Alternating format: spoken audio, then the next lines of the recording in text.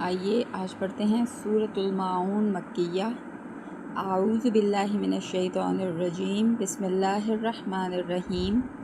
ارأیت الذی یکذب بالدین فذلک الذی یدع الیتیم ولا یحض علی طعام المسکین فویل للمصلین الذین هم عن صلاتهم ساہون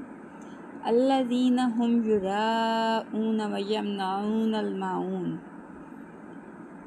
اے نبی خاتم الانبیاء صلی اللہ علیہ وآلہ وسلم، کیا آپ نے اس شخص کو دیکھا ہے جو بدلہ کے دن کو جھٹلاتا ہے؟ یہاں پہ بچوں بدلہ کے دن کا مطلب ہے روز قیامت، یوم القیامہ، یوم الدین، وہ دن جب کہ اللہ تبارک تعالیٰ تمام مخلوقات کو حضرت آدم علیہ السلام سے لے کر دنیا میں آنے والے آخری انسان تک سب کو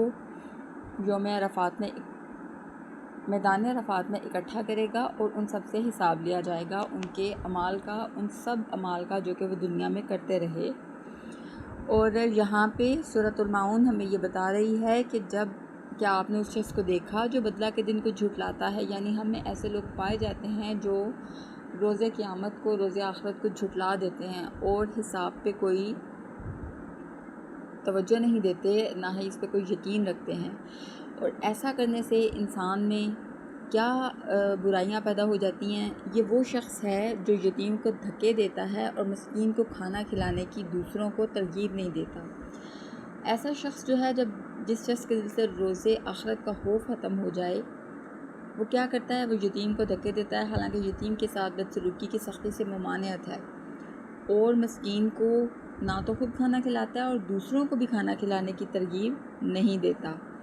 تو ان نمازیوں کے لیے ہلاکت ہے وہ جو اپنی نماز سے غافل رہتے ہیں، یعنی کہ اللہ تعالیٰ سے غافل ہو جانا، اپنی نمازوں سے غافل ہو جانا شیاطین کو دعوت دینے کے مترادف ہے۔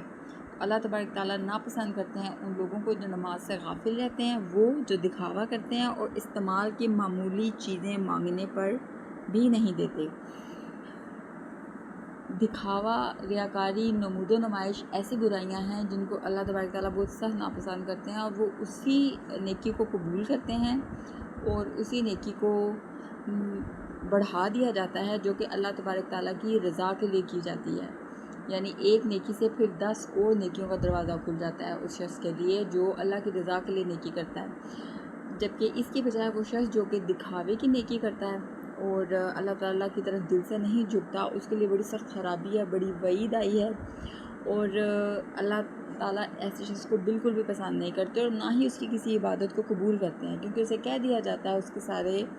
ساری عبادتیں جو اس نے دوسروں کو دکھانے کے لیے کی کہ تم ان سے جو فائدہ اٹھا چکے ہو، یعنی کہ تم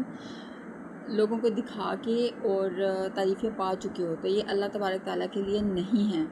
اور یہ ایسا شخص ہے جو کہ استعمال کی معمولی چیزیں مانگنے پر بھی نہیں دیتا۔ استعمال کی معمولی چیزیں عام طور پہ ہمارے گھریلو ساز و سامان میں ایسی اشیاء ہیں جو بہت معمولی اور کم قیمت کی ہوتی ہیں، لیکن جو شخص اللہ تبارک تعالیٰ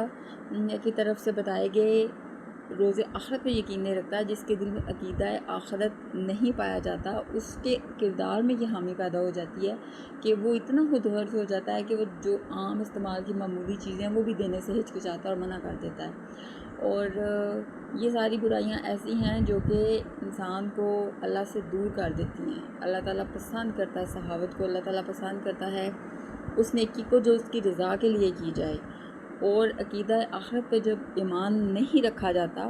تو انسان کا ایمان مکمل ہی نہیں ہوتا، کیونکہ یہ ایمان کی بنیادی شرائط میں سے ایک ہے۔